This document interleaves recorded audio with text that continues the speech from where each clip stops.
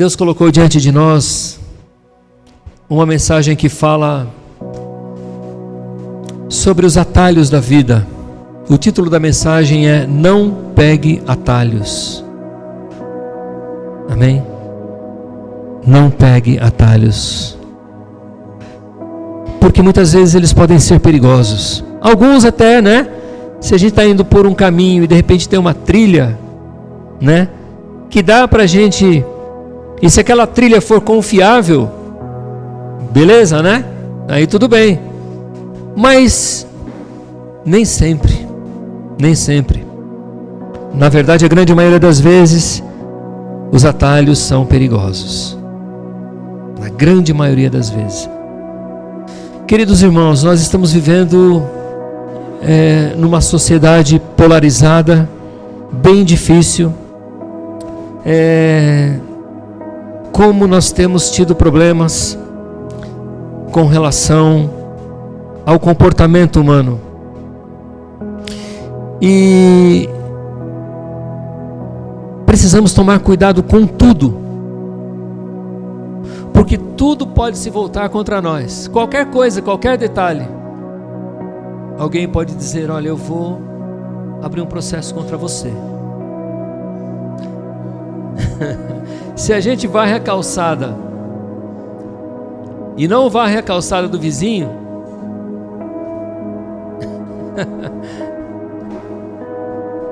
o vizinho pode até achar ruim e querer processar a gente. Porque vai falar assim: você jogou todo o lixo na minha... Gente, a gente vive um tempo difícil, muito complicado.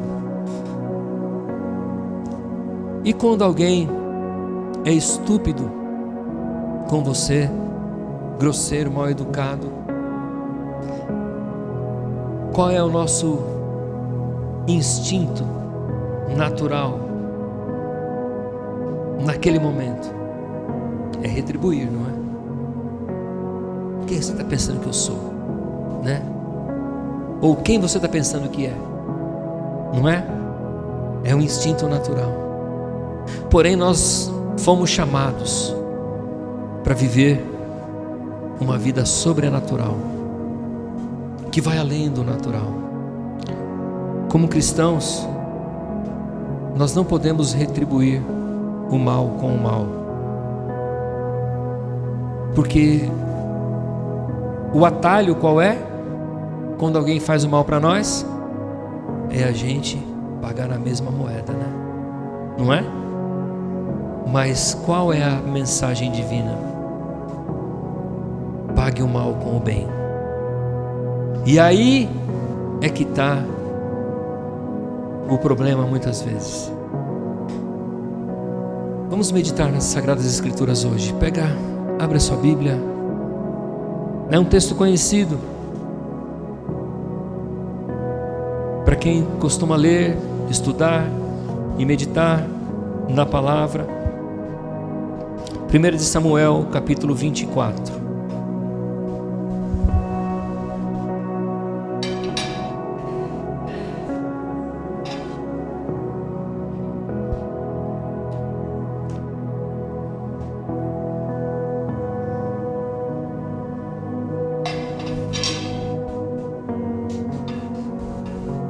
Todo mundo achou?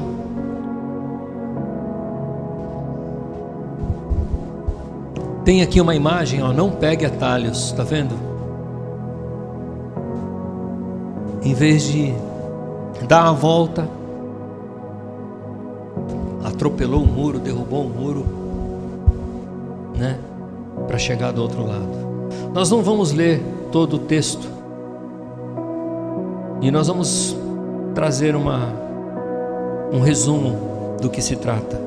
Vamos ler apenas do versículo 12 até o 15, que diz assim: O Senhor julgue entre mim e ti, vingue Ele os males que tens feito contra mim, mas não levantarei a mão contra ti. Como diz o provérbio antigo, dos ímpios vêm coisas ímpias, por isso não levantarei a minha mão contra ti. Contra quem saiu o rei de Israel? A quem está perseguindo? A um cão morto a uma pulga, o Senhor seja o juiz e nos julgue. Considere Ele minha causa e a sustente, que Ele me julgue, livrando-me de tuas mãos. Até aqui. Amém? Vamos orar? Eterno Pai, Senhor Deus Todo-Poderoso, vem falar ao nosso coração nesta manhã. Vem nos instruir na justiça. Vem nos instruir segundo os teus caminhos. Vem nos corrigir. Vem nos alertar. Vem nos mostrar aquilo que precisamos saber nesta manhã. Ó Deus, que o teu nome seja glorificado somente, e que tudo aquilo que provém do maligno, das trevas espirituais, nós repreendemos e expulsamos daqui, deste lugar, em nome de Jesus. Em nome de Jesus, que o Santo Espírito de Deus tenha toda a liberdade, e que o nome de Cristo seja engrandecido. Amém. Amém. O contexto desta passagem revela que Davi havia juntado 600 homens do campo, homens que eram simpatizantes, pobres, homens que ele foi escolhendo pelo caminho. Ele foi falando: nossa, você quer se juntar comigo? Vem, vamos chegando aí, vamos. Eram 600 homens que não tinham preparo para a guerra, enquanto que Saul, o rei de Israel, que perseguia Davi, porque sabia que Davi seria o seu substituto no trono, Saul perseguia Davi com um exército de 3.000 homens bem preparados, 3.000 homens treinados. E depois de Davi ter sido algumas vezes como é que fala? Onde Deus evitou que ele fosse pego, e depois dessa situação também Deus ainda o livrou de ser pego por Saul. Nessa situação, na fuga de Davi, ele se depara então com uma caverna, uma grande caverna, onde pelo menos o interior dela era grande, onde ele consegue ali esconder os seus homens. E sem saber que Davi estava ali, Saul se aproxima com o seu exército, e ele sente vontade de fazer necessidades, e ele entra na caverna para aliviar a sua necessidade. E enquanto Saul estava ali ocupado, Davi sutilmente, sem fazer barulho, corta a orla do manto, a borda do manto das vestes do rei Saul. Provavelmente ele estava ali do lado, né? Não sei se ele tinha, é provável que ele tinha retirado ela. E em seguida Saul sai da caverna e ele não percebe o que tinha acontecido. E depois de uma certa distância, Davi fala com ele e diz: olha, eu tive a oportunidade de tirar sua vida, mas eu não fiz isso. Mas a Bíblia diz que Davi se arrependeu, ele ficou com a consciência pesada por ter feito aquilo. Davi poderia ter se vingado diante de todas as tentativas que Saul teve de matá-lo. E por que Davi não se vingou? Por que Davi não tirou a vida de Saul? Primeiro, a gente identifica que Davi reconhece a autoridade de Saul. Saul tinha sido escolhido por Deus para ser o rei de Israel. Saul era um homem ungido como rei pelo Senhor. Mas Davi também reconhece que Saul era o seu sogro. Davi tinha se casado com a filha de Saul, chamada Mical. Tanto que aqui a gente encontra Davi chamando Saul de pai. E era comum na antiguidade, né? Eu lembro que o meu pai chamava a mãe da minha mãe, a minha avó, de mãe.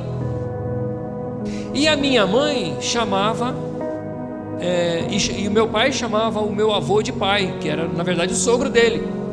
Era comum isso antigamente, hoje não é mais. Mas nessa época já existia essa cultura, né? Talvez por respeito, até porque também muitas vezes nós sogros consideramos os nossos genros como filhos, né? e noras também como filhos, né? E filhas. Faz parte da família. Talvez seja por tudo isso, mas talvez também Davi, por temor a Deus, ele não fez o pior. Ele não se vingou de Saul. A grande questão é que nós não temos o controle sobre o que as pessoas podem fazer contra nós. Não temos o controle do que as pessoas podem falar de nós, ou podem até pensar de nós, mas nós temos o controle de como podemos reagir a essas ofensas, a essas ações que nos causam mal. Nós temos esse controle e podemos usar esse autocontrole. A Bíblia diz, e ela nos ensina, que o autocontrole, né, a mansidão, a paciência, o domínio próprio e muitas outras coisas, muitas outras faces do fruto do Espírito Santo podem se manifestar na vida daquele que entregou o seu coração ao Senhor, a sua alma ao Senhor, o seu viver ao Senhor. Mas a atitude de Davi aqui nos ensina muito, muito mesmo.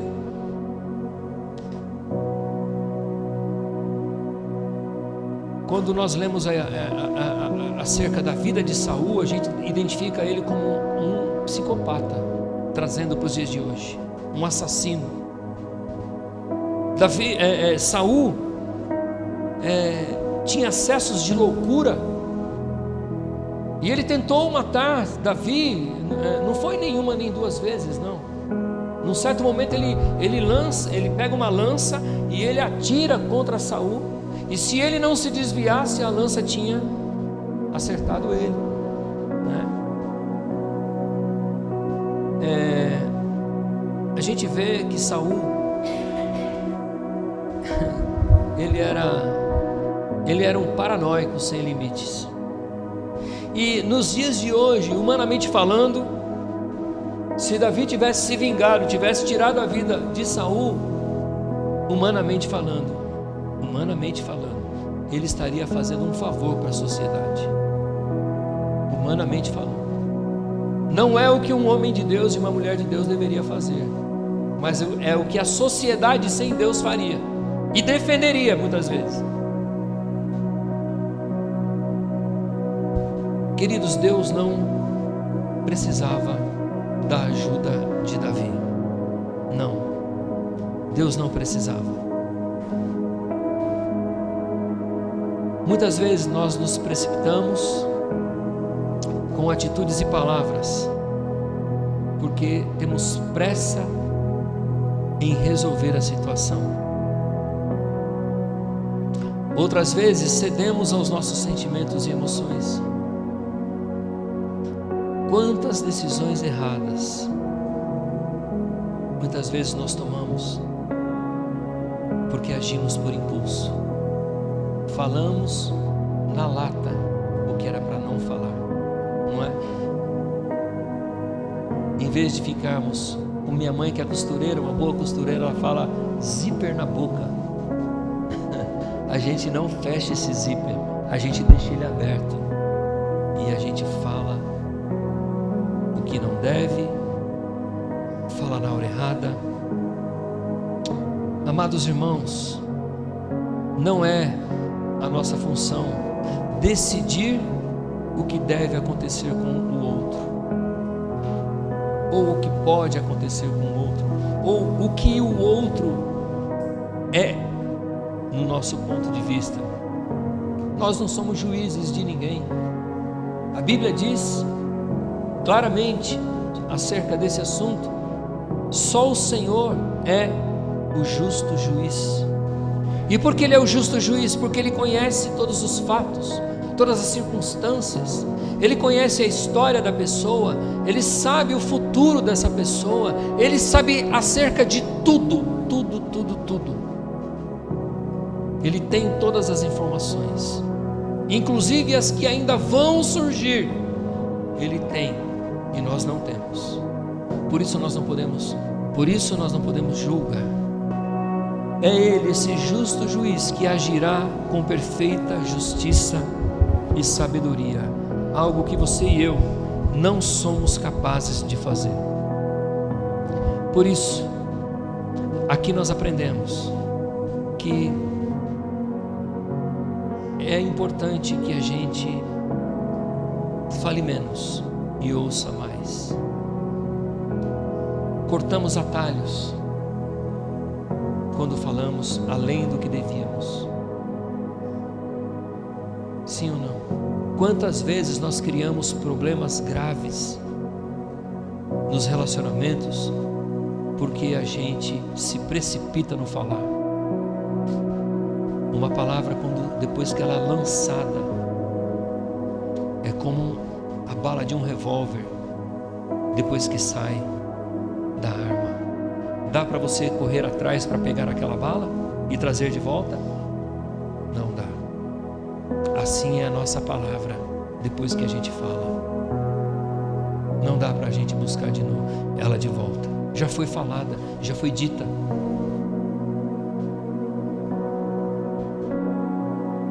Quando estamos feridos, quando não estamos bem por algum motivo,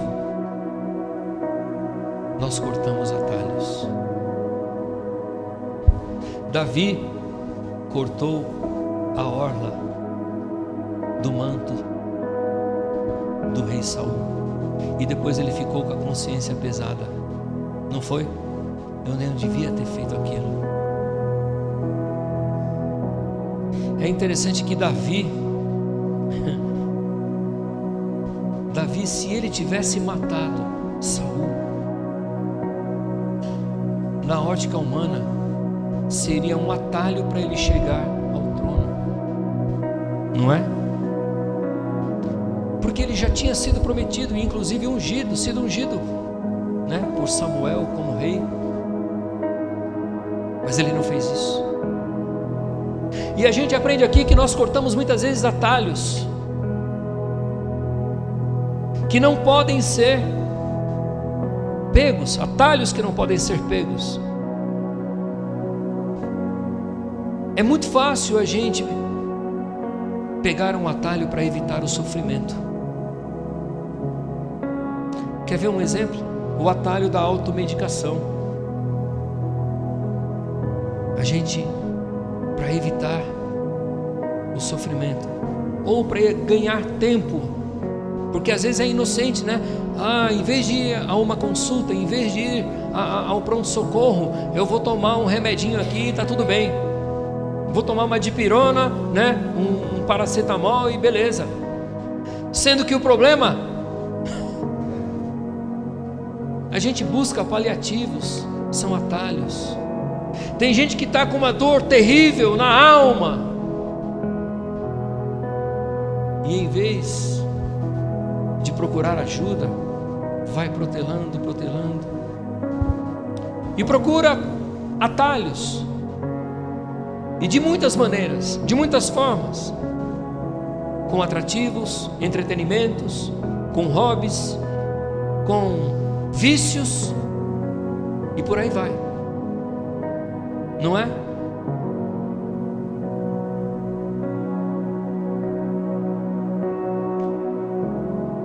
Atalhos são aquilo, são situações que nós queremos pegar para resolver o problema imediatamente. E por causa disso a gente não espera a maneira de Deus, o jeito de Deus, o tempo de Deus. Deus, em sua graça, em seu amor e bondade, Ele já prescreveu, aleluia, a bênção da alegria, da paz, sobre todos os seus escolhidos, sobre todos os seus filhos. O atalho é um engano,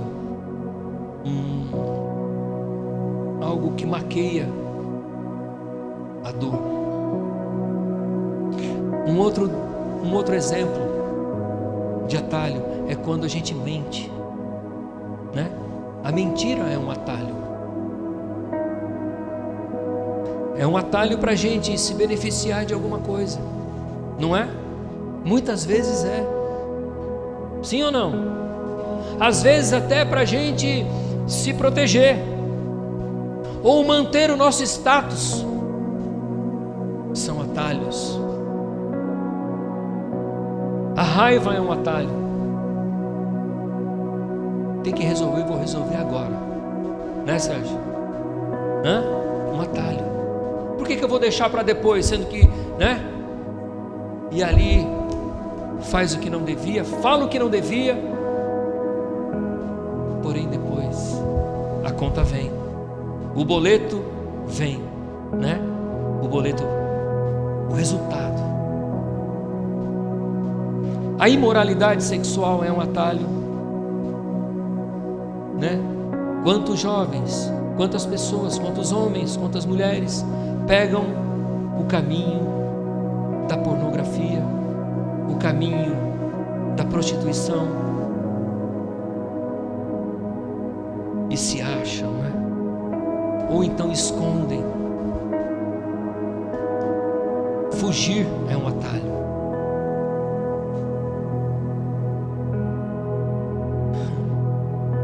Um exemplo assim muito claro é uma pessoa que está presa, um presidiário, numa penitenciária. Ele está lá cumprindo a pena. De repente surge a oportunidade dele pular o muro. É um atalho para a liberdade, mas a sentença continua sobre ele. Sim ou não? Aquele atalho não vai resolver. Não vai resolver. Ele vai carregar a marca daquilo que ele fez, por onde ele for. É muito fácil encontrar um atalho e se deparar com o pecado. Cada tentação que surge em nossa frente é Satanás tentando dizer para pegarmos um atalho, tentando mostrar um atalho. Quando ele trouxe a tentação para o Senhor Jesus, lá no deserto, ele disse assim: olha, você pode ter tudo o que você deseja, se simplesmente ceder e fizer o que eu quero. E Satanás faz isso. A tentação é isso. O problema é que ele não pode dar o que realmente nós precisamos. Lá no fundo da alma, o que nós realmente precisamos, ele não pode dar. Queridos, o caminho para a cura, o caminho para a liberdade, o caminho para nós chegarmos à posição que Deus tem para cada um de nós, não tem atalhos. Não tem atalhos. Cuidado com os atalhos, porque eles podem levar à morte. E a morte espiritual é pior do que a morte física, porque ela nos separa de Deus. Como eu já disse, Davi escolheu não encurtar o processo no caminho que o levaria ao trono. Ele poderia ter feito isso, mas ele não fez. Jesus escolheu não encurtar o caminho que o levaria à cruz, embora ele poderia ter feito isso. Sim ou não? Ele poderia, mas ele escolheu não encurtar o caminho, ele escolheu não pegar um atalho, ele sofreu tudo que precisava sofrer, tudo que tinha que sofrer, ele cumpriu rigorosamente tudo aquilo que havia sido proposto para salvar a mim e a você. Se ele tivesse pego atalhos, nós estaríamos aqui. Nós não estaríamos aqui.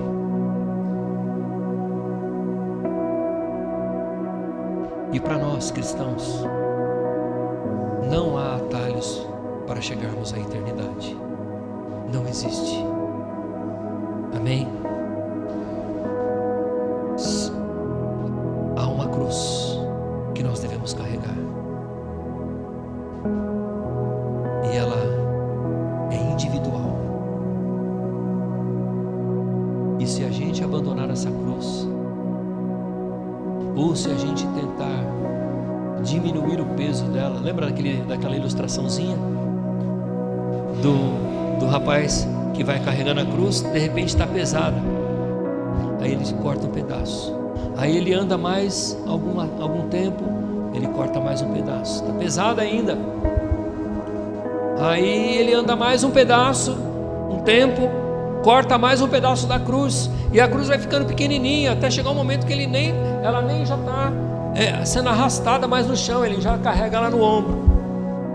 Só que chega um momento em que tem um abismo para passar, e a cruz que ele carregava era do tamanho exato que seria usada como uma ponte para ele passar para o outro lado.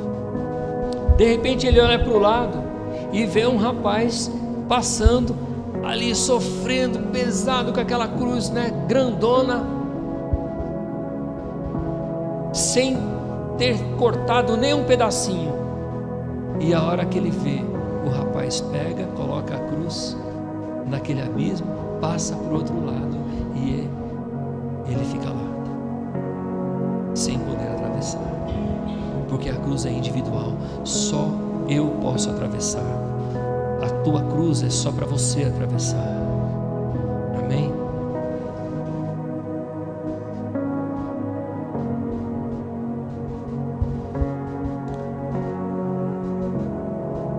Diante de tudo isso, como nós então devemos responder às ofensas, às perseguições, aos abusos, aos maus tratos, às tentações?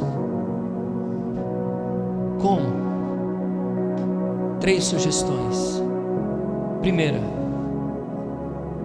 tome cuidado com a sua boca. E isso vale para mim. Muito cuidado com as palavras. Pessoas irritadas, ou quando está sob pressão, falam coisas que não deviam e depois se arrependem.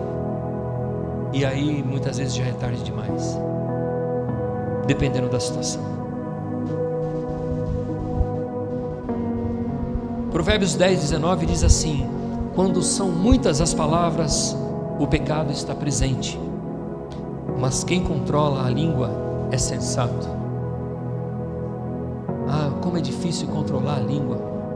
Mateus capítulo 12, do verso 33 até o 36 diz assim: considerem, uma árvore boa dá fruto bom, e uma árvore ruim dá fruto ruim, pois uma árvore é conhecida por seu fruto. Raça de víboras. E ele fala isso com relação aos fariseus e aos que eram contrários ao Senhor. Como podem vocês, que são maus, dizer coisas boas? Pois a boca fala do que está cheio o coração. O homem bom do seu bom tesouro tira coisas boas, e o homem mau do seu mau tesouro tira coisas más. Mas eu lhes digo que, no dia do juízo, os homens haverão de dar conta de toda a palavra inútil que tiverem falado. Pois por suas palavras vocês serão absolvidos, e por suas palavras serão condenados. É forte, é pesado, né? Mas é a palavra de Deus, é a verdade. A boca fala do que está cheio o nosso coração. Alguém já disse assim: nunca lute com um porco. Com certeza você vai se sujar. E o porco ama isso, estar sujo. Limpe um porco, lave ele bem lavadinho, deixe ele impecável e solte ele num lugar onde tem lama. É o habitat natural dele. Não dá 5 segundos, 10 segundos para ele estar todinho enlameado e sujo de novo. O que a gente aprende com isso? Há momentos em que você precisa se afastar de uma discussão, porque se você abrir a boca, logo estará lutando com um porco.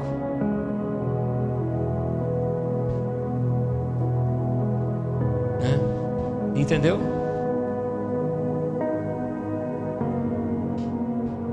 Primeira coisa, então, cuidado com a sua boca. Não pegue o atalho da discussão, da ofensa. Não pegue. A palavra de Deus diz que bem-aventurados são os mansos. Segunda coisa, siga os passos do Senhor Jesus.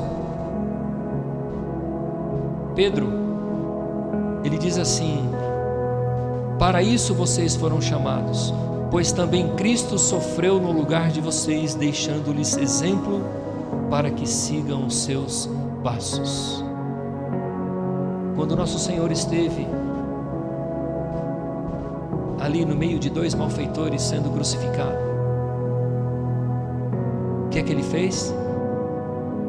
Ele orou pelos seus assassinos e disse: Pai, perdoa-os, porque eles não sabem o que estão fazendo. Quando nós formos maltratados, quando nós formos humilhados, quando alguém nos desprezar, nos ofender, nos ignorar, quando alguém nos machucar, quando alguém cometer algum tipo de abuso contra nós, embora tudo isso seja muito difícil, a nossa atitude não é e não deve ser pagar na mesma moeda. Sigamos os passos do Senhor Jesus, que, sendo inocente,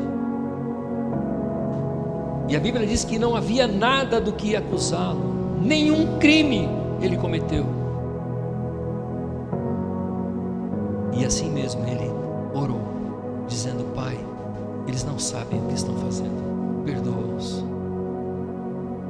Queridos irmãos, o Senhor tinha todo o direito de buscar a vingança.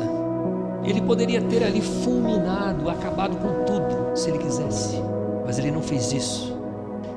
Ele preferiu se submeter à vontade do Pai. Precisamos ter muito cuidado com a nossa boca. A melhor coisa é ficar de boca fechada. Tem um ditado no passado que diz assim: boca fechada não entra. Na malandragem, sabe o que a gente falava no passado? Boca fechada não entra formiga, porque a formiga está lá no cemitério, debaixo da terra. Forte, né? Era mais pesado ainda, né? A frase é mais pesada ainda. Então a primeira coisa, cuidado com as palavras. A segunda, siga os passos do Senhor Jesus. Queremos viver uma vida parecida com a que Ele viveu, semelhante à que Ele viveu. E a terceira coisa, talvez essa seja bem complicada, mas para muitos, né? Abandone o fardo pesado que muitos de nós carregamos. o fardo da mágoa, o fardo da amargura, do ressentimento, da raiva, do ódio, do desejo de vingança.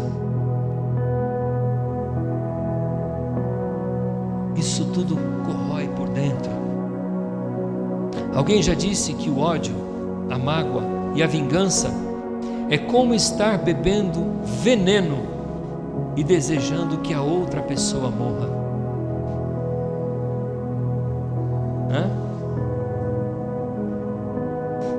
Há uma história de um velho monge que caminhava com seu jovem aprendiz numa floresta, e ali eles iam conversando, e lá no mosteiro onde eles faziam parte, havia uma regra, e essa regra dizia que todo homem, era um mosteiro só de homens, obviamente, todo homem era proibido de qualquer contato com uma mulher. E na caminhada ali no meio da floresta, pelas trilhas, e ali conversando e admirando a paisagem, de repente eles se deparam com um rio com uma grande correnteza, e observaram que à margem daquele rio tinha uma mulher, uma velhinha, bem velhinha, querendo atravessar para o outro lado. Ao vê-los, ela pediu ajuda, dizendo que sozinha ela não iria conseguir. E sem dizer uma palavra, o velho monge pega a mulher no colo e ajuda ela a atravessar, porque embora fosse de uma grande correnteza, a água dava pela cintura. Carregou até o outro lado, soltou ela, agradecida ela foi embora, pegou o seu caminho, e o monge e o seu querido amigo continuaram a caminhada.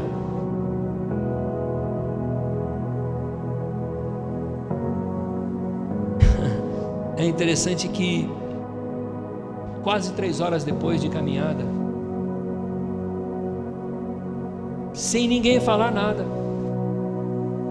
de repente o jovem,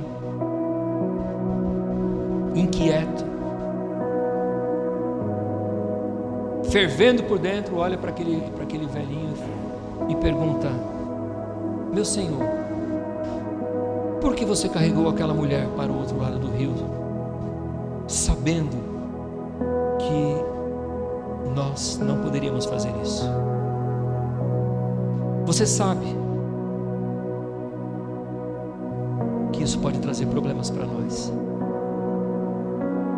O velho e sábio monge olha para ele e diz assim: eu coloquei aquela mulher no chão horas atrás.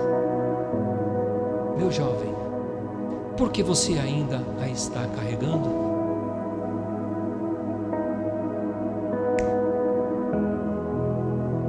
Percebe?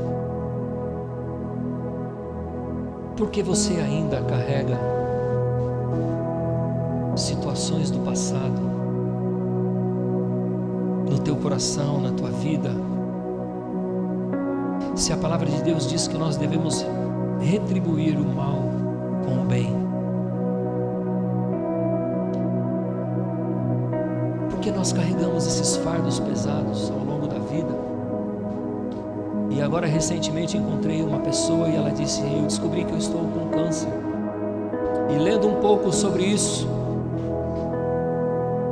foi comprovado cientificamente. Eu falei: isso a gente já ouviu falar há muito tempo, mas agora mais ainda afirmativamente, com mais certeza, que muitos tipos de câncer são resultado de mágoas no coração, de ressentimentos, de amarguras que a gente traz na alma. Não são todos, muitos deles são. No Novo Testamento, Paulo, quando escreve lá em Romanos 12, a partir do verso 17 até o 21, talvez Paulo estivesse escrevendo essa passagem e o Espírito Santo fazendo ele lembrar do que aconteceu com Davi e Saul lá na caverna. Eu acho que o Espírito Santo trazia a lembrança dele toda aquela cena, e ele foi ali escrevendo. E quando chega no verso 17, ele escreve assim: não retribuam a ninguém mal por mal, procurem fazer o que é correto aos olhos de todos, façam todo o possível para viver em paz com todos. O 19: amados, nunca procurem vingar-se, mas deixem com Deus a ira, pois está escrito: minha é a vingança, eu retribuirei, diz o Senhor. O 20: pelo contrário, se o seu inimigo tiver fome, dê-lhe de comer, se tiver sede, dê-lhe de beber. Fazendo isso, você amontoará brasas vivas sobre a cabeça dele. E o 21: não se deixem vencer pelo mal, mas vençam o mal com o bem. Amém, amados? Glória a Deus. É a palavra de Deus no nosso coração. Você quer viver uma vida leve, uma vida equilibrada, de paz, onde você consegue olhar para o passado e ele não vai te machucar, onde você consegue olhar para as pessoas que te ofenderam e você vai conseguir olhar nos olhos dela, e você não vai abaixar a cabeça e nem olhar para os lados, você vai olhar nos olhos, porque o seu coração está curado, a sua alma está liberta. Deixe esses fardos no chão. Ou talvez é como Jesus disse, né? Venham a mim todos vós que estáis cansados e sobrecarregados, e eu vos aliviarei. Tirarei de vocês todo o fardo pesado e colocarei o meu jugo, que é manso e leve e suave, e assim vocês encontrarão descanso para as vossas almas. Aprendei de mim, que sou humilde de coração. Amém? Amém? Aleluia. Queridos,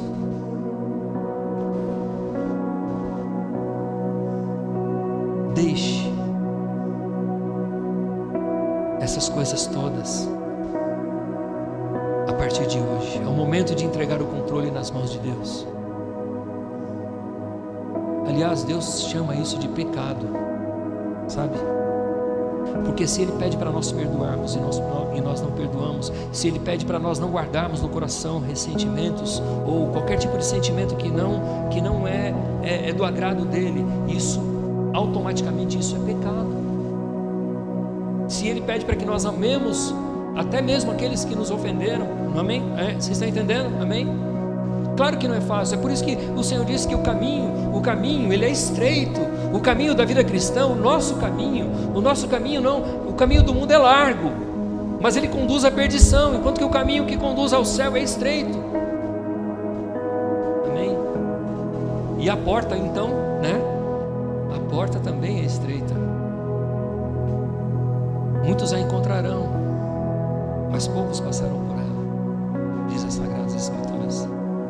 Queridos, eu quero finalizar dizendo para você o seguinte: se nós reconhecermos que a mágoa, se nós reconhecermos que o ressentimento, se nós reconhecermos que aquilo que nós temos no nosso interior contra alguém é pecado, e nós pedirmos a Deus perdão e misericórdia, e que Ele nos cure, e que Ele nos ajude a perdoar, e que Ele nos ajude a deixar esse fardo com tudo isso no chão, e ali a gente prosseguir na caminhada, vivendo uma vida longe de todo o peso, como está escrito lá em Hebreus 12. Então isso vai ser como a chave que vai virar, é a chave que vira e abre a porta da vida, a porta da paz, da alegria em Cristo Jesus. Amém? Amém? Aleluia.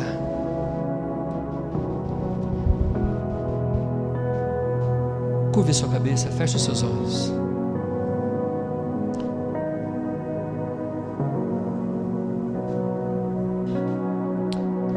Se você estiver disposto a fazer isto nesta manhã, a plena liberdade será um fato na tua vida. Eu vou fazer uma oração simples, e se você tiver no teu coração algo que precisa ser deixado para trás, é algo que você tem carregado e não tem feito bem à tua vida, repita após mim essa oração. Pai eterno, pode ser com voz baixa. Pai eterno, eu te agradeço, porque Jesus Cristo levou os meus pecados na cruz. Ele não merecia isso. Portanto, Senhor, eu confesso que estou ressentido diga o nome da pessoa em voz baixa, ou as pessoas que você guarda mágoa e ressentimento. Continuando a oração, diga: Senhor Jesus, embora tu tenhas morrido pelos meus pecados, eu estou com raiva dessa pessoa, por causa do mal que ela me fez. Senhor, ouça-me neste momento, tenha misericórdia da minha vida. Por tua graça, cura-me neste momento. Perdoe as muitas desculpas e justificativas da minha parte. Vá agora no fundo da minha alma e mostra-me a raiz principal da amargura que está alojada ali. Oh Espírito Santo, por favor, mostra-me. Querido Senhor, meu Jesus, por favor, perdoe-me por guardar raiva e amargura no coração. Ajuda-me a perdoar como o Senhor me perdoa todos os dias. Liberta-me hoje desta escravidão. Retira este fardo pesado da minha vida. Mantenha-me longe de tudo isso pelo resto da minha vida, até o fim. Eu oro em nome de Jesus. Amém. Amém. Amém. Amém. Você fez essa oração de todo o teu coração. Se você fez, creia no milagre de Deus. Não brinque com aquilo que é espiritual, meus irmãos, porque o que é espiritual pode refletir no nosso físico. Não é brincadeira, como nós temos ouvido falar de casos de enfermidades que são resultado de problemas emocionais. Amém.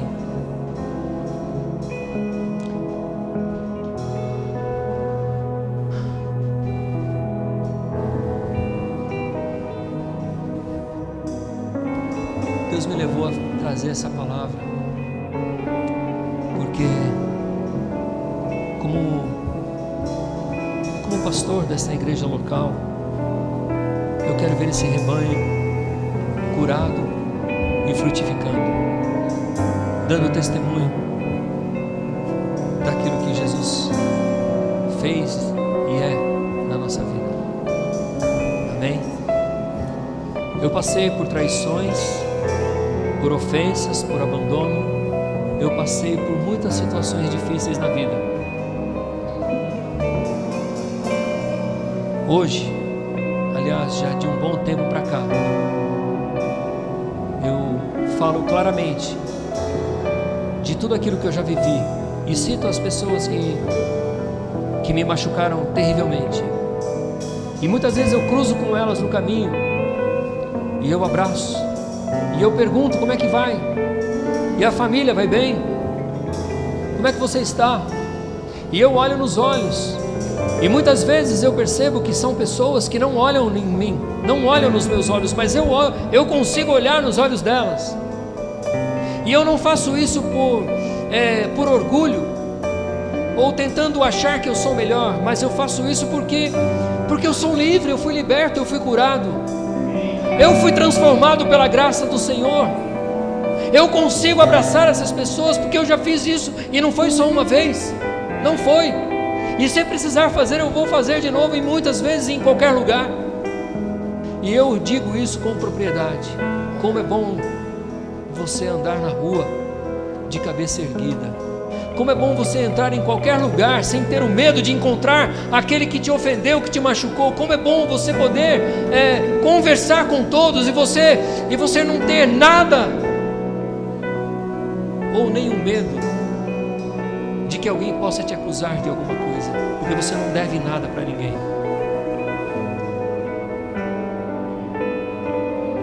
É bom demais poder andar livre e em paz.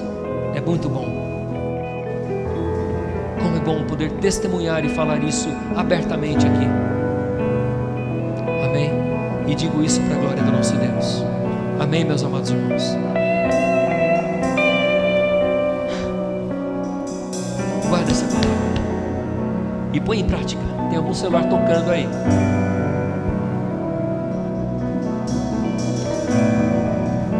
Eu quero convidar a todos para ficar de pé. Quero convidar aos irmãos que vão nos ajudar a servir a ceia do Senhor.